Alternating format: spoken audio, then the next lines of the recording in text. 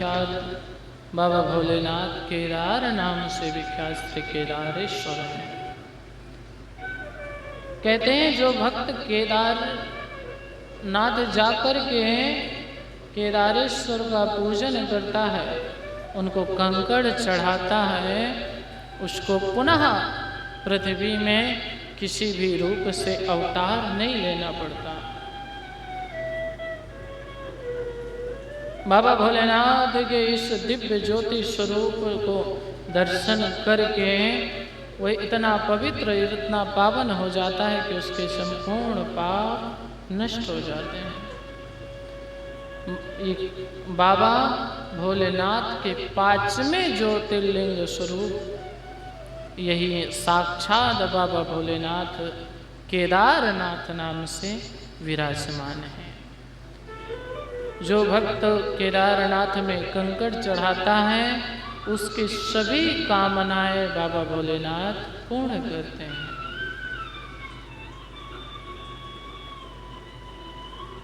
जो भक्त बद्रिकावन की यात्रा करता है, वह भी जीवन से मुक्त हो जाता है, इसमें संदेह बिल्कुल भी नहीं है। नर नारायण तथा केदारेश्वर के दर्शन करने मात्र से जीव संपूर्ण पापों से छूट जाता है, दूर हो जाता है। कैसे बाबा भोलेनाथ का यहाँ निवास हुआ? पंचम ज्योति स्वरूप में।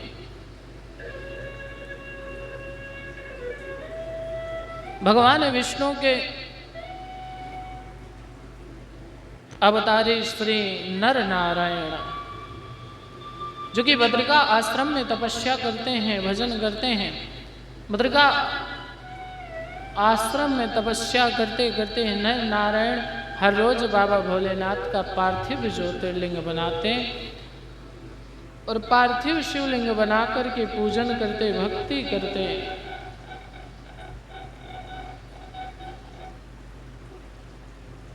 बाबा भोलेनाथ को इनका पूजन इतना प्रिय था, इतनी प्रिय इनकी भक्ति होती कि जब भी नर नारायण पूजा करते हैं, बाबा भोलेनाथ आकर के उसी पार्थिव ज्योतिर्लिंग में, पार्थिव लिंग में विराजमान हो जाते। फिर नर नारायण जितने ही जल चढ़ाए, सबका सब भोलेनाथ ग्रहण कर लेते हैं। जो बेलपत्री चढ़ाए, धूप दीप चढ़ाए, बाबा भोलेनाथ सब ग्रहण करते हो। जैसे विसर्जन करे वैसे ही बाबा भोलेनाथ कैलाश।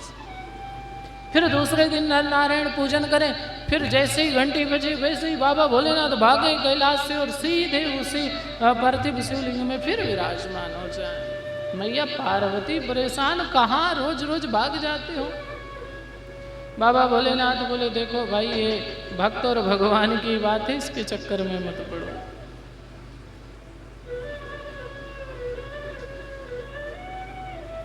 एक दिन नर नारायण ने इतनी स्तुति करी, इतना भजन किया, इतना कीर्तन किया कि साक्षात स्वरूपवान होकर के बाबा भोलेनाथ प्रकट हो गए। बोले शंकर भगवान की वरदान मांगो। नर नारायण बोले, महादेव हम क्या वरदान मांग सकते हैं, क्या इच्छा रख सकते हैं? भोलेनाथ बोले, देखो कुछ ना कुछ तो मांगना पड़ेगा। मैं जब भी जाता हूं तो भक्तों की कामना पूर्ण करता हूं, आपको भी कुछ तो मांगना पड़ेगा। नर नारायण बोले, महाराज यदि आप कुछ प्रदान करना चाहते हो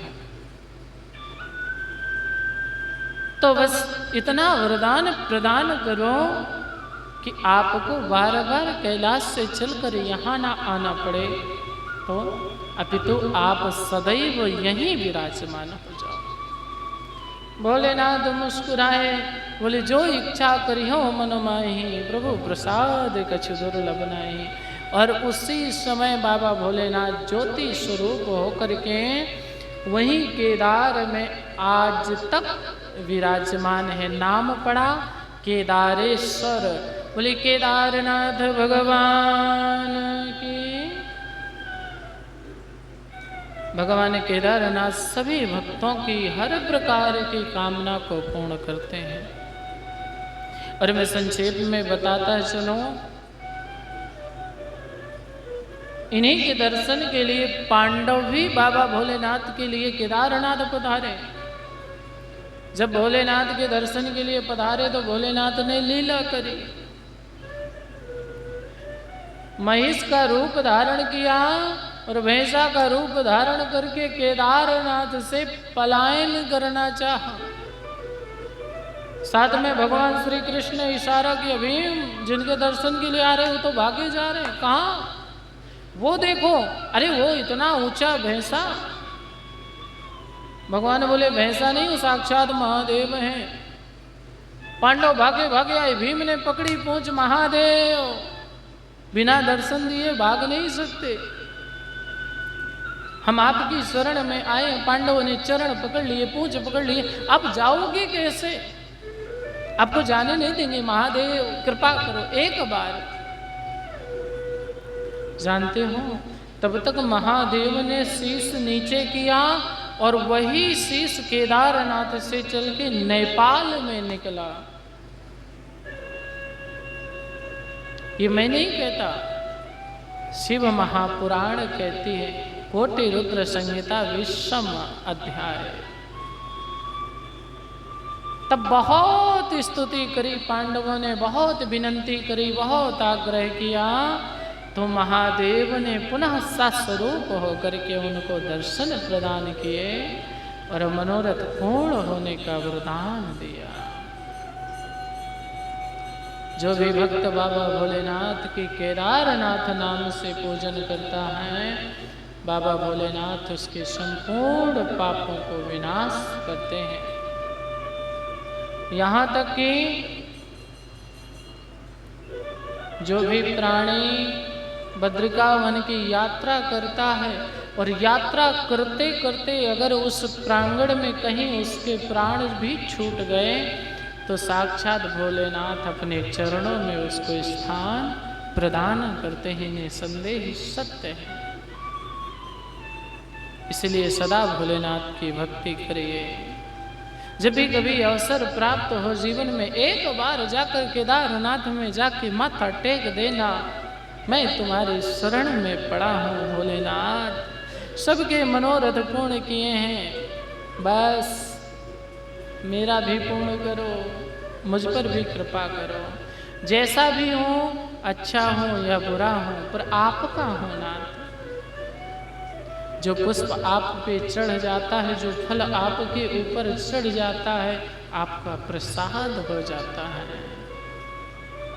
मैंने सर्वस्व अपना मन आप पे अर्पण कर दिया महादेव, अब तो कृपा करो, अब तो दया